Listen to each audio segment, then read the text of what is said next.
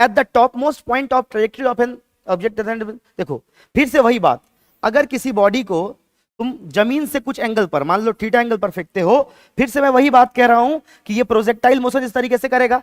इसमें बोला है top most point of the trajectory, मतलब मोशन के हाईएस्ट पॉइंट पर, इस पॉइंट पर हाईएस्ट पॉइंट पर बॉडी का एक्सेलरेशन कितना होगा, हैज एक्सेलरेशन। देखो तो तुम अगर ग्राउंड टू ग्राउंड प्रोजेक्टाइल की बात करते हो, ग्राउंड टू ग्राउंड प्रोजेक्टाइल मतलब जमीन से फेंके और जमीन पर ही गिरा, ये हमारा क्या है, हॉरिजॉन्टल ग्राउंड है, ठीक है।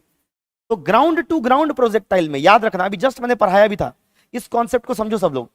ग्राउंड टू ग्राउंड प्रोजेक्टाइल में, ग्राउंड टू ग्राउंड प्रोजेक्टाइल में एक्सेलरेशन जो एक्स के दिशा का होता है वो होता है 0, मतलब एक्स के दिशा में एक्सेलरेशन नहीं लगता, और वाई के दिशा का एक्सेलरेशन होता है जी के बराबर। अब प्रोजेक्टाइल मोशन दो डायरेक्शन के मोशन का वेक्टर सम है, एक्स का और वाई का। अगर एक्स के डायरेक्शन का एक्सेलरेशन 0 है तो नेट एक्सेलरेशन वाई के दिशा के एक्सेलरेशन के बराबर ही होगा ना।